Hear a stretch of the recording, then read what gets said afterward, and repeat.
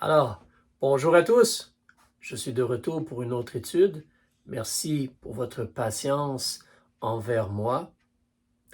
Alors, nous savons que le Seigneur, il est fidèle et qu'il est bon et qu'il nous aide dans toutes nos situations. Mais voilà, nous pouvons continuer à aller de l'avant avec nos études. Nous parlons de vivre par la puissance et l'aide du Saint-Esprit. Et maintenant, nous allons surtout parler des dons que le Saint-Esprit donne. On va prier.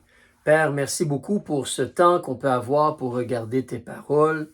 Je prie que tu m'aides dans les pensées, dans les paroles, pour être simple et clair, pour être utile. Je prie que ton esprit aide tout le monde à bien lire et comprendre ce qui est écrit et être aidé par tes paroles. Père, aide-nous, on veut être plein du bon fruit de ton esprit. On veut t'honorer par notre vie. On veut faire connaître ton amour et ta bonté. On demande tout ceci pour que tu sois glorifié et par le nom de Jésus-Christ notre Seigneur. Amen. Amen. Alors, nous allons parler ensemble, comme je dis, des dons du Saint-Esprit. C'est un sujet assez profond, si on pourrait dire. Donc, nous allons prendre plusieurs études pour en parler. Et on va commencer, si tu veux prendre ta Bible avec moi, le chapitre 12 dans l'Épître de Paul aux Corinthiens. Alors, dans ta Bible, la page 244, s'il te plaît. 1 Corinthiens, chapitre 12. Il se peut que tu aies des questions. Ne te gêne pas pour envoyer un courriel, un message ou quelque chose et on peut essayer d'aider pour être plus clair et utile. Donc, ne te gêne pas pour nous contacter. Alors, les dons du Saint-Esprit. Si l'on regarde ici au chapitre 12, si tu es là, on va regarder au verset 1 pour débuter. On te dit, « Pour ce qui est des dons spirituels, je ne veux pas, frères, que vous soyez dans l'ignorance.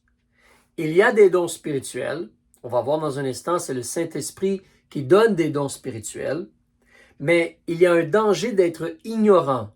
Soit qu'on ne connaît pas bien la vérité, soit qu'on ne connaît pas du tout la vérité, soit qu'on mélange la vérité avec peut-être de l'erreur. Mais il y a un danger. Donc, la Bible a été écrite afin qu'on puisse connaître la vérité et l'appliquer dans notre vie. Et maintenant, le Saint-Esprit est en toi pour t'aider à comprendre la vérité et l'appliquer dans ta vie. Donc, les dons spirituels, nous ne devons pas être ignorants. La réalité, c'est que lorsque tu as été sauvé, le Saint-Esprit t'a donné un ou des dons. Le moment où tu es né de nouveau, le moment où tu as demandé à Jésus d'être ton sauveur, le Saint-Esprit est venu habiter en toi et il t'a donné un ou des dons spirituels. On ne parle pas ici de talent ou de capacité, comme peut-être quelqu'un a une belle voix pour chanter, ou quelqu'un peut-être est très habile avec les chiffres, les mathématiques pour faire la comptabilité, ou d'autres personnes sont très habiles avec leurs mains pour aider à construire un bâtiment d'église. Ça, ce sont des talents. C'est un peu différent. C'est utile et on veut les utiliser pour Dieu. Mais on parle ici d'un don spirituel. C'est différent. Donc, en continuant de lire, on va voir, il y a plusieurs dons spirituels mentionnés ou énumérés dans le Nouveau Testament. Mais nous parlons ici de dons que le Saint-Esprit donne à ceux qui sont nés de nouveau parce qu'il habite en nous, le Saint-Esprit, maintenant. Une autre chose que l'on veut regarder, si tu continues à avancer avec moi, on va remarquer donc au verset 4, toujours au chapitre 12, au verset 4, ça nous dit, « Or, il y a diversité de dons, mais un même esprit. » L'Esprit de Dieu, E majuscule. Il y a l'Esprit de Dieu, il y a diversité de dons. Donc, la première chose à réaliser, c'est que certainement, il y a des dons spirituels, nous ne voulons pas être ignorants. C'est le Saint-Esprit qui nous donne un ou des dons. Et la deuxième chose que nous voulons remarquer, c'est que tous n'ont pas le même don. Donc, il n'y a pas de jalousie, il n'y a pas de mauvaise attitude. Le Seigneur donne des dons différents. Il y a une diversité de dons. Il nous faut reconnaître cela. Nous ne sommes pas tous comme des copies carbone ou tous similaires. Alors, mais nous sommes des gens nés de nouveau par l'Esprit de Dieu, enfants de Dieu, et on se complète. Dans une assemblée, il y a plusieurs membres. Dans un corps, il y a plusieurs membres. Tous les membres sont utiles. Alors, tu n'as peut-être pas le même don que l'autre personne à côté de toi, ou que moi, ou qu'une autre personne, mais ton don est utile, ton don est important. Le Saint-Esprit t'a donné un don, c'est pour aider, ou des dons. Une troisième chose qu'on veut reconnaître, c'est que ton don, ce n'est pas nécessairement pour t'élever toi, même pas du tout. Ce n'est pas pour te glorifier toi. Le don que le Saint-Esprit ou les dons que le Saint-Esprit t'a donnés, c'est pour l'utilité commune ou l'édification, la construction de notre assemblée, de notre Église. Regarde avec moi maintenant 1 Corinthiens chapitre 12, le verset 7. Le verset 7, on te dit, « Or, la manifestation de l'Esprit est donnée à chacun pour l'utilité. » Et on ajoute « commune » en italique. Italique, ça veut dire les lettres sont un peu de côté. Alors, mais la manifestation de l'Esprit est donnée à chacun pour l'utilité. Ce n'est pas juste pour toi ou t'élever. Tourne ta page, s'il te plaît, avec moi. Regarde au chapitre 14. Chapitre 14, regarde le verset 12. Qu'est-ce qu'il nous dit? C'est comme un encouragement, une exhortation. Ainsi, puisque vous désirez avec ardeur les dons spirituels, c'est bon, on veut des dons. Cherchez à en avoir abondamment pour l'édification de l'Église, de votre Église. Alors les dons spirituels sont là pas pour m'élever, pour m'agrandir, pour me montrer. Les dons spirituels, ils sont là pour l'utilité, pour les autres, les frères et les sœurs, les gens de mon assemblée, pour l'édification de mon Église, de mon assemblée. Donc, maintenant, une quatrième chose. Donc, premièrement, les dons existent. Deuxièmement, il y a diversité de dons. Troisièmement, le don ou les dons qui m'ont été donnés par l'Esprit, c'est pour l'œuvre de Dieu, pour aider mon Église. Une quatrième chose, chaque don est nécessaire. J'en ai parlé un peu tantôt. Le temps nous manquerait pour tout lire, mais si tu regardes le chapitre 12, à partir du verset environ 14 jusqu'au verset 26 ou 27, il parle de la réalité que, comme dans un corps humain, on n'est pas seulement œil ou odorat ou oui, il y a plusieurs genres de membres dans un corps humain et tous les membres sont utiles et nécessaires. Tous les membres sont utiles et nécessaires. Donc, Dieu veut se servir de toi.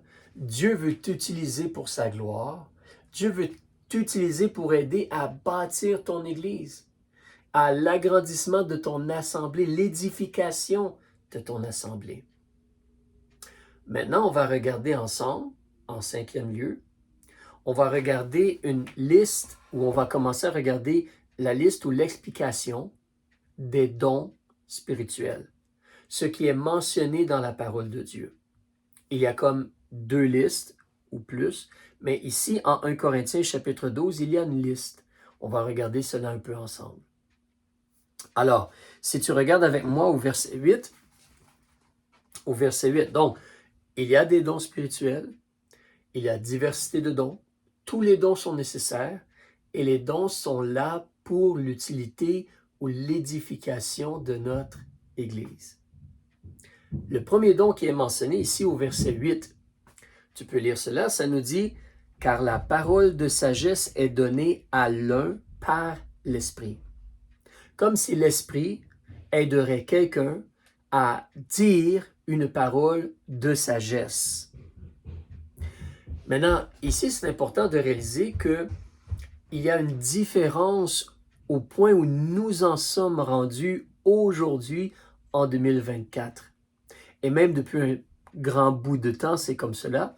En réalité, ce qui se produit, c'est que lorsque Jésus était sur la terre, le Nouveau Testament n'avait pas encore été écrit. Dieu a utilisé les apôtres et d'autres hommes de Dieu pour écrire tout le Nouveau Testament. Donc maintenant, on a toutes les paroles de Dieu. L'Ancien, le Nouveau Testament, toutes les vérités, toute la sagesse de Dieu a été dite ou révélée. Si je veux connaître Dieu ou ce que Dieu demande de moi ou comment faire ce qui plaît à Dieu, j'étudie les écrits de Dieu pour connaître la volonté de Dieu. L'Esprit de Dieu m'aide à étudier, il m'aide à comprendre, mais tout est déjà écrit dans les écrits de Dieu. Il n'y a plus maintenant de nouvelles révélations. Une nouvelle révélation. Je ne peux pas aller te voir et te parler et te dire « Ah, Dieu m'a révélé, maintenant tu dois raser tous tes cheveux ou peinturer tes cheveux de la couleur bleue ou te faire pousser une longue barbe et mettre des élastiques sur la barbe ou quoi que ce soit. » Il n'y a plus de nouvelles révélations. Il n'y a plus de nouvelles doctrines. Le message de Dieu, il est écrit et l'Esprit de Dieu nous aide à le comprendre.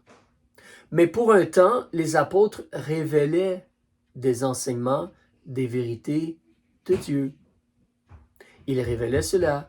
Paul a révélé des choses, Paul a révélé des choses à venir, il a révélé des réalités concernant le salut, concernant la venue de Christ, ce qu'on appelle l'enlèvement, où Jésus va revenir chercher les siens pour les amener dans la maison du Père. Donc, il y a eu des choses qui ont été révélées. On a écrit tout le Nouveau Testament. Et donc, mais maintenant, les choses donc, sont différentes. Mais pendant le temps où les églises débutaient, après que Jésus soit retourné au ciel, le Saint-Esprit est donné et on commence à prêcher l'Évangile à travers l'Empire romain, eh bien, l'Esprit agissait de façon spécifique et particulière.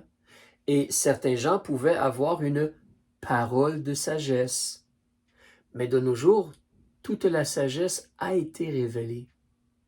On va regarder un petit exemple. Recule dans l'Épître aux Corinthiens, au chapitre 2. Dans ce même livre, Paul nous parle de la sagesse de Dieu. Alors, 1 Corinthiens, chapitre 2, et regarde avec moi, s'il te plaît, on va débuter au verset 6. Évidemment, de nos jours, il n'y a plus d'apôtres. Il n'y a plus d'apôtres. Mais en ce temps-là, il y avait des apôtres qui avaient passé du temps avec Jésus ou qui ont eu des révélations de Jésus et qui les ont écrites. Mais de nos jours, il n'y a plus d'apôtres. Il y a des gens qui enseignent ce qui est écrit dans la Bible et aident les gens à comprendre la Bible. C'est différent.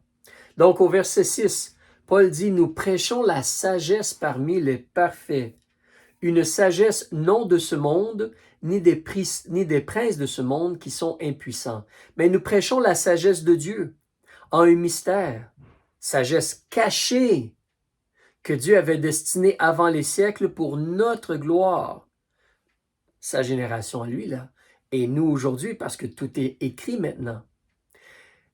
Mais comme il est écrit, ce sont des choses que l'œil n'avait point... excuse-moi, j'ai oublié le verset 8. Et qu'aucun des princes de ce monde n'a connu, car s'ils l'eussent connu, ils n'auraient point crucifié le Seigneur de gloire.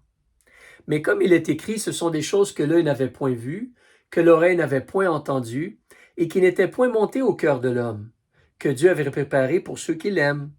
Mais Dieu nous les a révélées. Car l'Esprit sonde toutes choses, même les profondeurs de Dieu. Car qui est-ce qui connaît ce qui est en l'homme, si ce n'est l'Esprit de l'homme, qui est en lui? De même aussi, personne ne connaît ce qui est en Dieu, si ce n'est l'Esprit de Dieu. La meilleure personne pour me parler de toi, c'est toi. Toi, tu te connais très bien. Peut-être ta maman te connaît aussi bien, mais toi, tu te connais très bien. La meilleure personne pour nous parler de Dieu, c'est Dieu, ou l'Esprit de Dieu. Et l'Esprit de Dieu a donc révélé et dirigé des hommes pour nous écrire les paroles de Dieu, la sagesse de Dieu. Je continue au verset 12. Pour nous, nous n'avons pas reçu l'Esprit du monde, mais l'Esprit qui vient de Dieu, pour connaître les choses qui nous ont été données de Dieu. Et nous les annonçons non avec les discours qu'enseigne la sagesse humaine, mais avec ceux qu'enseigne le Saint-Esprit, expliquant les choses spirituelles aux spirituelles. Alors, par l'aide de l'Esprit de Dieu, Paul révélait des choses, et par l'aide de l'Esprit de Dieu, nous, on lit ce que Paul a révélé et on aide les gens à comprendre et à recevoir les vérités de Dieu pour les appliquer dans leur vie. Donc, en réalité, ce don-là, la parole de sagesse, n'est plus vraiment en fonction de nos jours, sinon qu'aujourd'hui, l'Esprit t'aide à comprendre les paroles de la sagesse écrites et les appliquer dans ta vie. Il est vrai que des fois, on demande à Dieu de la sagesse et il nous aide à être sages. Et généralement, il nous aide avec ses vérités. Il nous enseigne par ses paroles. On demande la sagesse de Dieu et Dieu, par ses paroles, nous donne les principes, les vérités à appliquer pour être béni ou heureux. Si tu reviens avec moi dans 1 Corinthiens chapitre 12, le second don est un peu similaire, dans le sens que, donc, au verset 8, n'oublie pas, comme je dis, il faut bien réaliser, toi et moi, aujourd'hui, si je veux parler de Jésus, qu'est-ce que je fais? Je prends la Bible, je vais dire Jean 3,16, car Dieu a tant aimé le monde qu'il a donné son Fils unique. Ou si je dis à quelqu'un, Jésus est le sauveur du monde, regarde, Jean 3,16, ça le dit, regarde, tel verset mentionne telle chose. J'utilise la parole de Dieu. Mais en ce temps-là, si on veut prouver Dieu, Jésus ou ce que Jésus a fait, le Nouveau Testament n'est pas écrit. Et donc, Dieu se révèle à travers des hommes, ils écrivent le Nouveau Testament, et maintenant la parole de Dieu, elle est écrite, elle est là, elle a été prouvée vraie. On va parler plus de cela dans un instant. Mais le deuxième don, la parole de sagesse, ensuite on te dit la parole de science, est donnée à l'autre, par ce même esprit. La science, c'est la connaissance. Donc, en réalité, ces deux dons-là sont un peu similaires. C'est-à-dire que l'Esprit aidait des gens pour révéler la sagesse ou révéler la science, comme M. Paul. Mais de nos jours, c'est écrit. L'Esprit nous aide à comprendre ce qui est écrit et l'appliquer dans notre vie. Regardons un autre don, si l'on continue. Je vais juste tourner ma page, excuse-moi. Alors, au verset 9, un autre reçoit la foi par ce même esprit. La foi. Avant d'aller plus loin, je vais t'encourager à considérer encore, comme je mentionnais tantôt. N'oublie pas, toi, si tu veux connaître Jésus et vraiment croire en Jésus, tu vas lire la Bible. Mais dans ce temps-là, il n'y a que l'Ancien Testament qui est écrit. La vie de Jésus, le ministère de Jésus, les mentions sur qui Jésus est, ce qu'il a fait, il y en a un peu dans l'Ancien Testament, mais c'est comme pas aussi clair que le Nouveau Testament.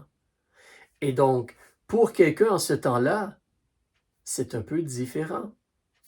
Alors, il est possible qu'à ce moment-là, l'Esprit agissait pour vraiment aider les gens pour l'avancement de l'œuvre de Dieu et tout. Imagine si Paul va dans une autre ville ou une autre région où personne n'a jamais vraiment entendu parler de Jésus.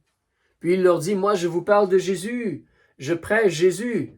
Il a fait un peu cela dans la ville d'Athènes. Athènes, si tu regardes dans Actes chapitre 17. Il parlait d'un autre Dieu que les Grecs ne connaissaient pas vraiment. Il y avait comme le Dieu inconnu. Oui, regarde, le Dieu inconnu, je vous parle de ce Dieu-là. Si tu lis Actes chapitre 17, tu vas comprendre un peu mieux ce que je dis.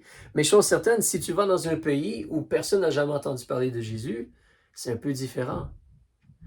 Et maintenant, on pourrait leur dire, voici le Nouveau Testament, lisez au sujet de Jésus. Mais en ce temps-là, on ne pouvait pas faire cela. Le Nouveau Testament n'est pas écrit encore. Donc, évidemment, l'Esprit de Dieu agit et aide les gens avec la foi. Et même pour toi et moi, si tu recules avec moi dans Romains chapitre 10, s'il te plaît. Romains chapitre 10 et verset 17 à la page 224. Donc oui, la foi existe encore aujourd'hui, évidemment. La réalité, cependant, c'est que Romains chapitre 10, verset 17, remarque ce qu'on nous dit. La foi vient donc de ce qu'on entend. Et ce qu'on entend vient de la parole de Dieu. Alors, tu peux lire la parole de Dieu, puis augmenter ta foi. avoir une plus grande foi en Dieu, sa personne, sa capacité. Hébreux chapitre 11, verset 10, verset 6, nous dit justement qu'il il est impossible de lui être agréable sans la foi, car il faut que celui qui s'approche de Dieu croit que Dieu est et qu'il est le rémunérateur de ceux qui le cherchent. La foi, c'est de croire que Dieu existe, mais de croire aussi que Dieu est le rémunérateur, que Dieu va agir selon ses paroles, ses promesses. Ça, c'est la foi. Mais toi, tu peux lire les paroles de Dieu et choisir de croire Dieu, réclamer ses promesses que tu peux lire. Mais auparavant, il n'y avait pas le Nouveau Testament entre les mains des chrétiens. Mais Dieu agissait encore. Et l'Esprit agissait encore pour aider certains avec une foi très spécifique ou particulière, peut-être. Mais la foi existe encore aujourd'hui, ça c'est certain. Regardons l'autre don ensuite, si tu reviens avec moi dans 1 Corinthiens chapitre 12. 1 Corinthiens chapitre 12. Celui-ci va nous faire réfléchir aussi beaucoup. On va parler du don de guérir maintenant. Alors, verset 9. Donc, un autre reçoit la foi par ce même esprit. Un autre reçoit du même esprit le don de guérir. Le don de guérir. Donc ici, on parle spécifiquement d'un individu, un être humain, un homme qui a la capacité de guérir les autres. Il peut demander ou il peut imposer ses mains sur quelqu'un et toute personne va être guérie. Toute personne. Les apôtres ont fait des choses similaires. Jésus a fait des choses similaires. Quiconque venait à Jésus était guéri. Et les apôtres guérissaient des gens sans difficulté, à imposition des mains ou autre chose. Dans certains cas, on a des cas très spécifiques dans le livre Actes des apôtres. L'ombrage de Pierre, le mouchoir, je crois, de Paul. S'il touchait, quelqu'un pouvait être guéri. Ce sont des choses très spécifiques. Ces gens-là, ils avaient le don de guérir. C'est très spécifique. C'est important pour toi et moi de bien réaliser, de bien noter que les Juifs, la Bible nous dit, les Juifs demandent des signes. Je vais te lire, si tu regardes comme exemple, en 1 Corinthiens, et on regarde, donc, si on lit le chapitre 1 Corinthiens chapitre 1 et le verset 22. Si tu veux tourner, ou tantôt tu pourras regarder, mais je lis maintenant au verset 22. Tandis que les Juifs demandent des miracles et que les Grecs cherchent la sagesse.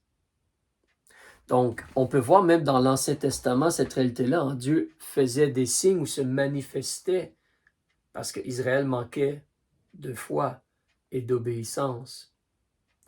Mais la réalité, donc, c'est que lorsque tu regardes les choses de la parole de Dieu, l'Ancien Testament nous mentionne que les prophètes, ils nous ont dit, ils ont prédit que le Messie était pour venir. Mais ils ont parlé de signes ou de miracles qui nous permettraient de reconnaître le Messie. Tu as peut-être déjà lu des exemples ou entendu, les aveugles vont voir. Les lépreux vont être guéris, les boiteux vont marcher, les sourds vont entendre. Et ça, c'est la preuve que c'est le Messie, que le Messie est là. Donc, c'est important pour toi et moi, de bien réaliser que Dieu a utilisé des signes, des miracles pour prouver, pour authentifier, pour confirmer Jésus et son message, son évangile. Si on regarde comme exemple, viens avec moi dans l'évangile de Marc, s'il te plaît.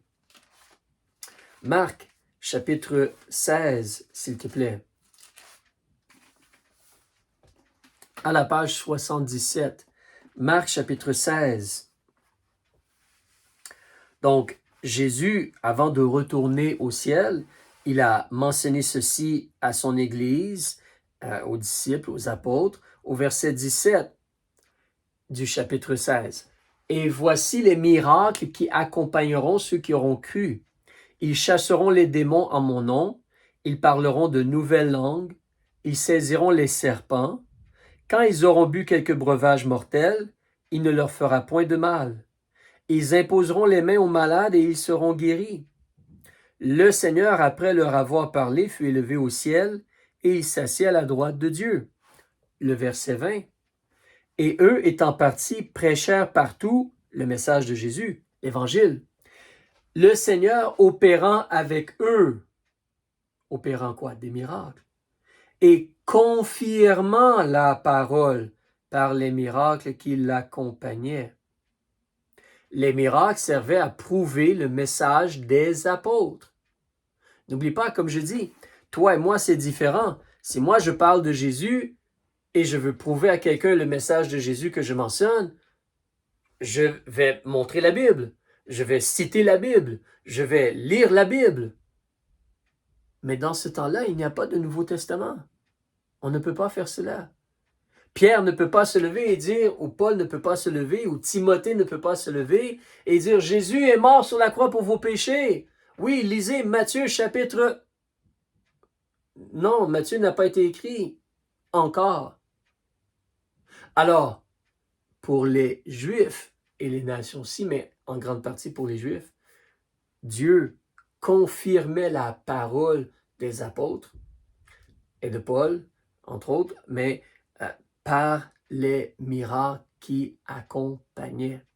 Regardons un autre passage, Hébreux chapitre 2, s'il te plaît. L'Épître aux Hébreux, au chapitre 2, page 309. C'est pour ça qu'aujourd'hui, on est dans une situation différente. Il faut bien réaliser, Dieu est encore tout-puissant. Et Dieu, il est capable de faire des miracles et de guérir des gens. Mais ce n'est pas quelqu'un qui a le don de guérir. C'est nous prions, nous demandons à Dieu, nous confessons nos péchés, nous prions, nous plaidons, et Dieu peut choisir de guérir. Mais ce n'est pas toujours la volonté de Dieu de guérir. Mais Dieu peut choisir de guérir. Mais ce n'est pas quelqu'un qui a un don de guérir et qui va dire, placez-vous en ligne, venez vers moi, je vais vous guérir. Non, ce n'est pas cela. Nous prions à Dieu et Dieu peut nous guérir. Mais auparavant, il y avait des gens, entre autres les apôtres, qui avaient le don de guérir n'importe qui. Imagine, si quelqu'un vraiment a le don de guérir, pourquoi ne va-t-il pas dans les hôpitaux tous guérir ces gens-là? Vous vous rappelez, tous les gens qui venaient à Jésus, ils étaient tous guéris. Donc malheureusement, aujourd'hui, il y a des faux ou des menteurs ou des charlatans qui veulent abuser un peu des choses. Il nous faut faire attention. Comme je dis, Dieu est capable de t'entendre et de choisir de te guérir. Mais il n'y a pas d'individus qui ont le don de guérir aujourd'hui. Alors, l'Épître aux Hébreux, qu'est-ce qu'elle nous dit? Chapitre 2. Remarque que c'est écrit aux Hébreux, le peuple d'Israël. Au chapitre 2, on te dit, c'est pourquoi il nous faut, comme nous les Hébreux, nous attacher plus fortement aux choses que nous avons entendues, le message de Jésus, de peur que nous nous écartions, aller vers le mauvais chemin. Car si la parole annoncée par les anges a eu son effet, et si toute transgression, toute désobéissance a reçu une juste punition, comment échapperons-nous si nous négligeons un si grand salut qui, ayant été premièrement annoncé par le Seigneur, nous a été confirmé par ceux qui l'avaient entendu, les apôtres. Dieu même appuyant leur témoignage. Par quoi? Des prodiges et des miracles, par divers actes de sa puissance et par les dons du Saint-Esprit selon sa volonté. Tu vois ce que Dieu nous dit? Le Seigneur a prêché et Dieu et les apôtres ont prêché et Dieu a utilisé, Dieu a choisi d'appuyer le témoignage qu'ils ont dit, de confirmer le témoignage qu'ils ont dit par des prodiges, des miracles et divers actes de sa puissance, les dons du Saint-Esprit. Donc, oui, pour un temps, il y avait des gens qui avaient le don de guérir. Mais aujourd'hui, nous n'avons plus des gens qui ont le don de guérir parce que nous avons les paroles de Dieu. Nous n'avons plus besoin de confirmer ou de prouver les paroles de Dieu. Cela fait plus de 2000 ans, ou presque 2000 ans, environ 1900 quelque chose années, Parce qu'en réalité, le Nouveau Testament, on a le dernier livre, Apocalypse, écrit par M. Jean. On parle généralement avant l'an 100, cela a été écrit. Et nous sommes en 2024. Donc, tout près de 2000 ans, ou 1960 quelque chose années, que le Nouveau Testament, 1980 années, que le Nouveau Testament, il est là, et il a été écrit, et nous savons que c'est le Nouveau Testament. Nous savons que c'est les paroles de Dieu. On n'a plus besoin de confirmer cela. Alors, il y a d'autres petites mentions qu'on va faire sur le fait de guérir, mais aujourd'hui, on va arrêter là. Sur les notes, tu peux voir cela. Donc, parce que Dieu a un plan parfait et Dieu veut nous aider dans notre situation aujourd'hui. On va en reparler la semaine prochaine. Mais je veux t'encourager à considérer, parlant des dons spirituels. Alors, nous sommes en 2024. Nous avons toutes les paroles de Dieu. Nous ne cherchons plus de nouveaux messages, de nouvelles révélations. Nous voulons surtout comprendre ce qui est écrit et l'appliquer dans notre vie. Ça, c'est notre part. Alors, Dieu veut t'aider à être sage. Dieu veut t'aider à connaître la vérité. Tout est là dans la Bible. Et même l'Esprit peut t'aider à comprendre et mettre en pratique dans ta vie les paroles de Dieu et t'aider à prendre de bonnes décisions. La réalité, c'est que la parole de Dieu, si tu la lis, tu la crois, cela va fortifier ta foi. Et la réalité, c'est que Dieu veut t'aider dans ta situation. Il est capable de te guérir. Mais il n'y a pas un individu qui se déplace présentement sur la terre qui a la capacité ou le don de guérir n'importe qui en imposant les mains ou disant une parole ou quoi que ce soit. Le Seigneur est puissant. Le Seigneur nous aide. Mais c'est important de réaliser, tu as un ou des dons, c'est pour l'édification de l'assemblée, pour l'édification de ton Église, pour la gloire de Dieu.